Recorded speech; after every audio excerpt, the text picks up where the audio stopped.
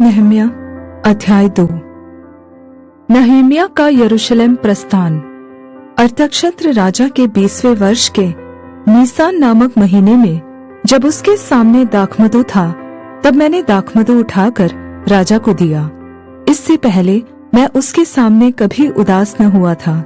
तब राजा ने मुझसे पूछा, तू तो रोगी नहीं है, फिर तेरा मुंह क्यों उतरा है? यह तो मन ही की उदासी होगी। तब मैं अत्यंत डर गया। मैंने राजा से कहा, राजा सदा जीवित रहे। जब वह नगर जिसमें मेरे पुरखाओं की कब्रें हैं उजाड़ पड़ा है और उसके फाटक जले हुए हैं, तो मेरा मुंह क्यों न उतरे? राजा ने मुझसे पूछा, फिर तू क्या मांगता है?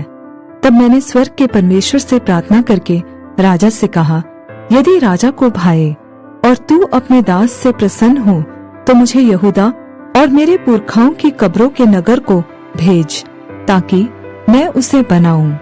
तब राजा ने, जिसके पास रानी भी बैठी थी, मुझसे पूछा, तू कितने दिन तक यात्रा में रहेगा और कब लौटेगा?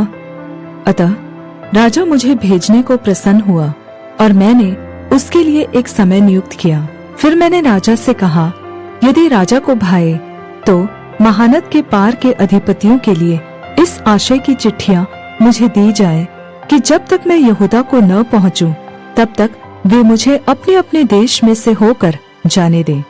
और सरकारी जंगल के रखवाले आसाप के लिए भी इस आशय की चिट्ठी मुझे दी जाए, ताकि वह मुझे भवन से लगे हुए राजगढ़ की कड़ियों के लिए और शहरपनाह के और उस घर के लिए जिसमें मैं जाकर रहूंगा लकड़ी दे।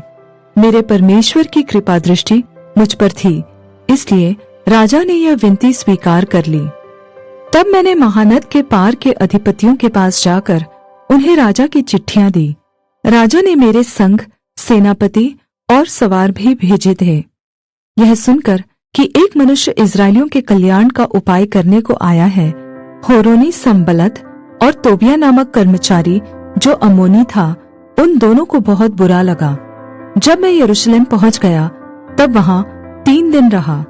तब मैं थोड़े पुरुषों को लेकर रात को उठा। मैंने किसी को नहीं बताया कि मेरे परमेश्वर ने यरूशलेम के हित के लिए मेरे मन में क्या उपजाया था। अपनी सवारी के पशु को छोड़ कोई पशु मेरे संग न था।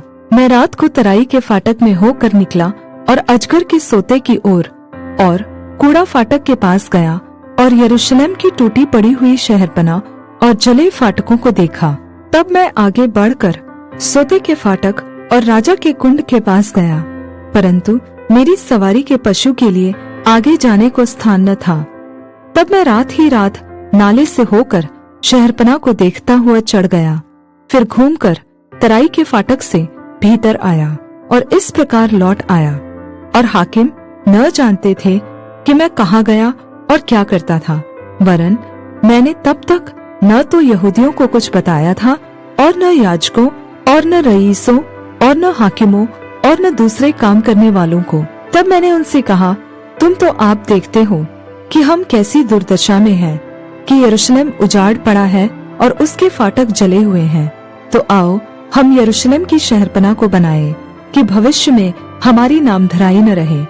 फिर मैंने उनको बताया कि मेरे परमेश्वर की कृपा दृष्टि मुझ पर कैसी हुई और राजा ने मुझसे क्या क्या बातें कही थी।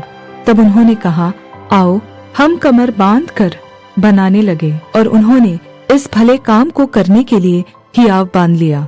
यह सुनकर होरोनी संबलत और तोबिया नामक कर्मचारी जो अम्मोनी था और गेशेम नामक एक अरबी हमें उपहास में उड़ाने लगे और हमें तुच्छ जानकर कहने लगे, यह तुम क्या काम करते हो?